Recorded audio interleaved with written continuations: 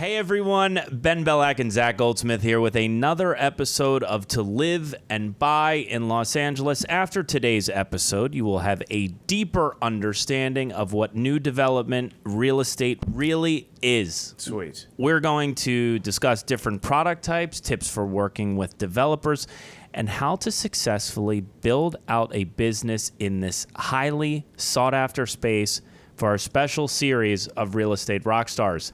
Today, we have a very, very special guest joining us. Hana Cha, also known as Hurricane Hana, has been part of over $4 billion in new development projects across the Americas.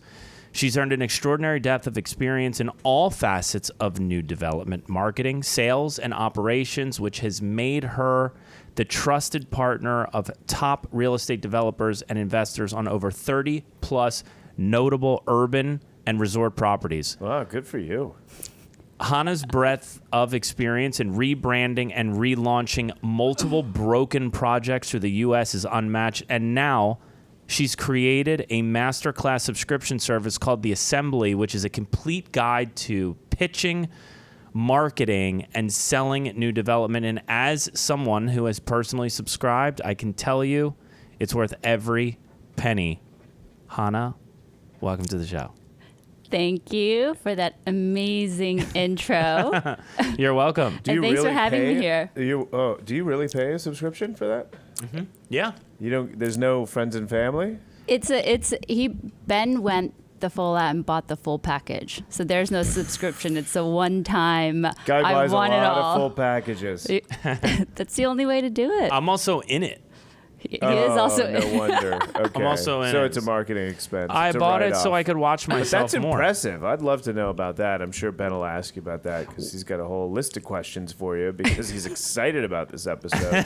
He's been so excited all week about you coming on. And you had I to love cancel that. last time, right? Because you had to fly to Beijing. What were you doing? I had to fly to Beijing and back in one day. Yes. Okay. New dev. So diving right in, I want to calibrate our audience. What is the difference between resale and new development? So resale and new development, I think from a resale agent's perspective, when they hear the term new development, they think of Niles Naomi building ground up mansion in Bel Air. Mm-hmm. In this scope of new development and new development that I know it, is a developer that's building more than one home. Mm-hmm. Most of the time, it's more than 50 or 100 or 500 that is a part of a hotel project or a bigger mixed-use kind of project. Right, so you're dealing in buildings, new development buildings, multiple family structures under one roof. Exactly. So you can think about condo buildings, you can think about condo hotel residences, master plan communities, small lot subdivision communities. So any situation where there's more than one residential house available.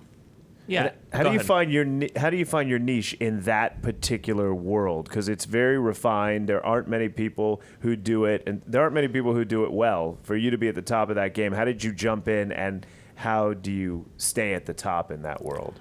I started real estate in new development. So I got into this business not knowing anything about resale, not knowing anything about traditional brokerage world.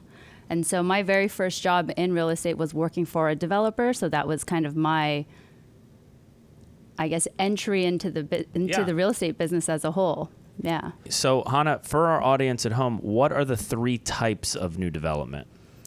Three major types of new development. You have, I'll go smallest to largest. Small lot subdivision communities, you see a lot more of those coming up in LA. They take one parcel of land, it's divided up into subdivisions, and now you have 6.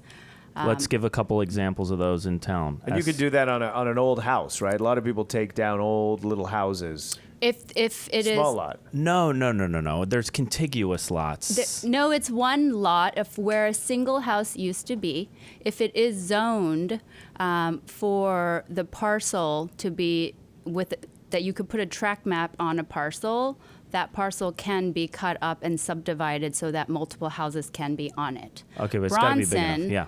Bronson Residences that, you and your team, when we all work on together, is that perfect example. Before that project came to life, it was one single family house. I think it was like 1,200 square feet that sat on, a 9,000 square feet lot, right? Mm-hmm. And so now there's 6 single family homes that are all range from 15 to 2,500 square feet, and they're vertical. On one lot where one house On one lot, stood. exactly. So I was right. Ben. You are. I That's fine. apologize. But So I let's was write that down. I was thinking about different small lot subdivisions. Okay, so that's one So set. that's small lot. And then you have your, traditional condo building. Condo building just means it's attached, you share walls. Typically, there's a lot of them in LA, small amenity set or large amenity set, whatever the case. You have your pool, your fitness center. There's a lobby space, and then you just have floors of condo units. Mm-hmm. The next is your mixed use residential or condo building, which means there's, ground floor retail, maybe offices, and then you have condos on top. Got it. Right. And then the last, kind of the big thing in luxury world is your branded hotel condo residences. So we're talking about, the Four Seasons residences, we're talking about the Pendry residences, we're talking about Mandarin Oriental residences. Being in new development, right? Like if Zach and I we take a listing agreement for 6 months, right? And in the last market cycle, maybe we sell a house in a week, it's in escrow for 30 days, or we sell a house in 3 months, it's in escrow for 30 days, and then it's sayonara. What do you think, what is the right, you think, agent archetype, or maybe what is that agent looking for out of the business where they should consider going into new development? We toured the Fairmont Century Plaza the other day, and I asked the on-site sales team, what is your pro forma timeline for selling these 250 units? And they said, we'd like to have them sold in 3-ish years. But they were like 4 would probably be normal. And then they said, they said something like, we have a number, like for every 70 units, we calculate X amount. I can't remember. But I feel like someone like some of our colleagues, where maybe like the ADD would set in on the products, like who is this for? You mean because it's monotonous? And it can be, maybe it's not. Yes, and it can be. It can become monotonous very quick, and especially if you are, representing a larger project where you have, quite frankly, more than 20 units. So we're talking about 250. It does get very monotonous, and that's really why you have to build a team to be able to scale and service the project and the client correctly. I think if you talk about absorption, every project is so different in every market, and where we are, not just location market, but where we are in the cycle of the market. The very first project I was on in 2008, we sold 167 units and closed them in 4.5 months. The Ritz-Carlton, we sold 224 units out of the 244, and it was 30 months. It was like 30 months and 10 days, So it just depends on where we are. So to go back to your question, for the agent, look, if you are interested in new development, I think one, if you're going after these larger projects, you have to be able to scale your team so you can service it. Right now, and over the last, let's call it 12 months, absorption, sales volume across the board has slowed down a lot. Absorption in these projects are less than 1 sale a month. So if we look at something like the Fairmont, that's 10 years. Yeah. That's a big piece of someone's life. What makes new development suitable, do you think, for that? What type of person is it more suitable for? The great real estate agents, you are very disciplined in your skill, and you're very regimented in what you have to do on a day-to-day to create and build and maintain the business you have. Not all agents are there yet, right? And so new development is a great way to diversify the different funnels in which you can build your pipeline and go after more business and new business. And if you get a new development listing, even if it's just 6 units on a small lot subdivision project, you got 6 homes to sell with one pitch. I think that in itself says a lot, right? Well, the commission is reduced though when you're No. an in-house listing agent for 44 units. There's not, and there's benchmarks. The first one we sold together was 8, and our commission wasn't reduced, and in fact, we made more if we sold more. Mm-hmm. And you're offering the buyer's agent 2.5%. You guys take 2.5% also on 100 units? The short answer is yes, but again, everybody is different. There is no standard term. There is no like standard set way that you have to do it. Look, Yeah, one of my favorite things that you do is you'll be like, I'm like, when's this listing end? You're like, when we sell them. What do you think bullet-wise are the fundamentals of a new dev pitch? First and foremost, it is really important to try to really understand what the developer's, business goals and financial needs are, and try to understand where they're coming from so that you can empathize and deliver to them, a pitch or a service offering that takes into consideration what they need.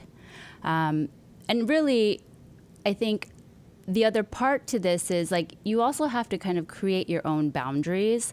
Like I would never take a deal at a discount rate. And, I always say discount agents provide discount service. Discount developers build discount shit. Like there is no discount in the service world that we call luxury white glove service real estate. And so people quickly learn the difference. Exactly. Yeah, they do. Exactly. And so you have to be able to set your own parameters and, developers will push and then you just say, you know what? This isn't for me. Exactly.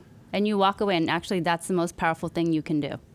So, but back to fundamentals for a new dev pitch. What do you think broadly are some of the things? And if, you don't have to rattle it all off, but if you've got a couple things on the top of your head, it sounds like one of them is empathy. By the way, while you think about that, one of the most incredible lessons I learned from Hana, I've learned many lessons working with her in new dev, just about the way with which she strategizes is very different from single family.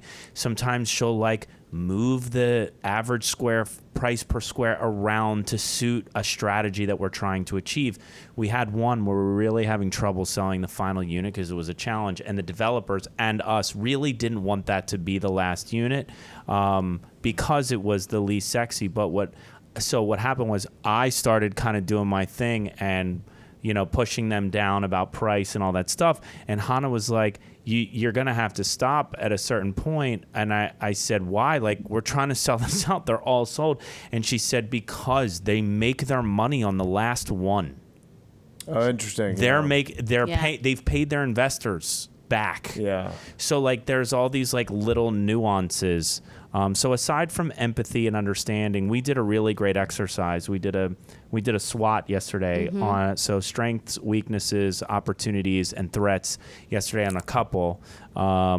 It sounds like that's in it. That's kind of a really great kind of pocket rocket of sorts of the way with which you first talk with developers. Would you agree? I 100% agree. I think that anytime you're looking at approaching a developer, whether the project is built, not built, or stalled, you have to really understand what the strengths, weaknesses, opportunities, and threats of the project are. Because when you have the conversation, the developer knows you as the real estate agent. You want the listing, you're pitching for the listing, but it's more about what can you do for me? What can you deliver? And, share with me that I may not already have access to or I may not already know. So for any agent, I go through this mental exercise all the time, and it's great to do it on the whiteboard like we did yesterday. Literally write out a list of the strengths, of the weaknesses, what are potential opportunities, what are, potential threats, and how can I position all of these factors into a meaningful conversation to tell the developer, hey, I know what I'm talking about, here are the things I see, here are some of the missing pieces, but you know what, we're gonna take all of these threats and create opportunities with them because these strengths support it. So on that note, I know creating an actionable step-by-step plan to build a strategic foundation for a sales team to understand the strategy and execute, and tracking sales metrics is important to your model. Can you talk a little bit about how you do that and why? And I'll tee you up a little bit. Looking at conversion rates versus tracking dollars spent versus inventory absorption. Okay, there's so much of this. First and foremost, I think we have to go back to who the developer is. Most developers, especially on these bigger buildings, they are financial mechanics before anything else, right? So when you're sitting and having a conversation with them, they don't care about all of the art of the science pitch. Like, they want to know the art of the pitch. They want to know the science of the pitch. Does that make sense? So, in a single family and multi-units. Yes, it's a numbers game. These guys are from a mathematician perspective. And I say this to anybody that any real estate agent, whether new, seasoned, in between, whatever, like, if you don't know your own metrics today, how many deals you've done, how many pitches you've gone on, how many of those pitches did you actually win? What's your average days on market on a listing? Like, what's your average price per square foot? What's your gross sales volume sold today? All of these things are such meaningful benchmarks. And when you're looking at, when you're representing these buildings and you have to sell all of these units, you have to be able to call out numbers confidently and surely, like, it's everything. And so you look at conversion rates. If, as an agent, if you're not working with a CRM system, I think you have to make that investment right now. And if you can't, like, build something out on Google Sheets and start tracking, because you want to understand how many, if you're spending $10,000 a month on ads between Google, Meta, and LinkedIn, how many of those, how many leads are coming through? Like, track your cost per acquisition. And from those leads, how many are you actually getting in front of and taking them through the property? So now you go from cost per acquisition to cost of actual showing. And do any of those people ever close? And if you can talk those numbers and those benchmarks, when you're sitting in front of a client and you're saying, I can sell these 50 units, you can say, based on my $10,000 a month advertising spend, like, I'm getting 325 leads. 60% of those people show up. And of those 60%, like, I'm getting a 12% hit rate that's coming back for a be back. So if I have 50 units to sell, I know that we need a marketing budget of $250,000 over the term of the 16 months. And this is going to get me 64,000 leads. I'm going to convert 60% of those. We're going to do, 24,000 showings to get the 250 sold. And then she has them pay for the marketing budget. Brilliant. That's something we don't. Absolutely brilliant. But here's also what I think so important to that is that as a real estate agent, no matter if you're a new dev or you're in resale, most real estate agents do not have a strategy. They just deploy tactics. They're like, the market's tough. What am I going to do? I should probably start farming again. And then, like, nothing happens. They don't measure it. It's expensive. And then they stop after, like, the 6th or 7th postcard, right? They get behind. They don't know what's going on with the design. But if you can look at your gross income every year and be like, okay, on average, I should be taking, per, like, most small businesses, 10% off the top for marketing, and then I'm going to deploy all that this way. And then I learn after doing that 1 year that I actually made a lot of money from a $20,000 investment. Why don't we make that an $80,000 investment? Exactly. So it can be that tracking and measuring, again, as tedious as it may seem in the beginning, if you can automate it, it's really a game changer. And also it helps you with having a marketing budget, which was kind of the next thing I was going to ask you. How important do you think that is? And also, what do you and also having a cadence of reporting. Do you what? Those are 3 big things. Yes. Go ahead. You can start where you want. I wanted to, I think first, if the tracking your numbers and tracking conversion rates, I feel like if you're really good in this business, like, that shit is so fun. Like, you should want to know. And if it's not fun for you, and for whatever reason you're just like not interested, like, I don't know that you're a real salesperson, honestly. But many people don't track and measure, and they make big sales. Are you saying they're leaving a lot of money on the table? Potentially. Look, if you are already up there, you know, I bet you they are. You just don't know about it. Like, there is a machine behind the scenes that is tracking. It's just kind of plain business theory 101. It is. Like, you have to know your numbers.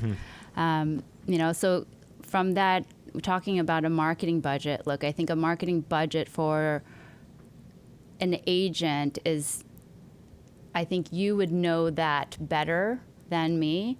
Marketing budgets on new development projects, I think that, you know, again, it depends on the size of the project, how many you need to sell, and where we are in the market. It also depends if you're in an urban market or if you're in a resort destination where you only have a 6-month sales season.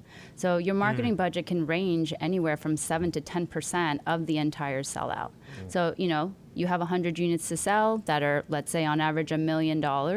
You have a $100 million sellout. Like, you need to have a good $7 to $10 million for the marketing budget. And if you don't, like, you're going to run out of money at some point, and you're going to sit there stalled and like twiddling your thumbs going, oh, shit, what do we do? Waiting for the phone to Yeah, ring or to get exactly. fired. With that, let's talk about the assembly and kind of what it is about it. Maybe not its current cost, because it may go up in the future. but what is it? Why did you create it? And you know, why should someone who's looking to get into new dev, why do they need to have it? The assembly is the 15 years of my professional experience that I've really encapsulated into a program.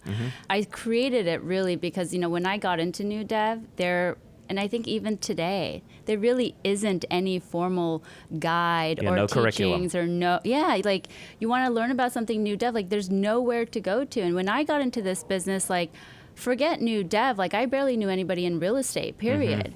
And so when all of these things were happening, you know, like, one of my first projects, we took over another stalled project.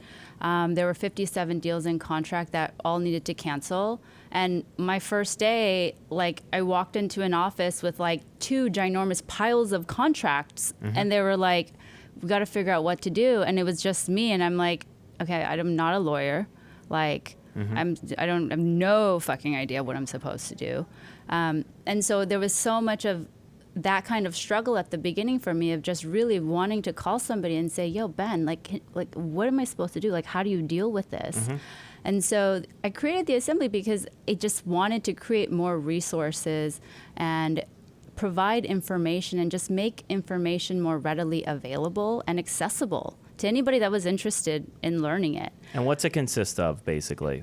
It takes you through the full gamut. How to pitch for a developer, you know, the fundamentals of a pitch, understanding different product types, why they're different, everything from disclosures and transactional differences to different marketing strategies, differences in marketing budget, how to build different teams, how to think about structuring commission terms, draw terms, market, how to have developer pay for things, where you really need to draw the line. Boundaries. Yeah. Yeah, and then also there's how many hours of fireside chats with people that you think are important contributors to your experience? Love that. We have 10 fireside chats with 10 industry experts in very different segments of this. Ben talked about him being involved.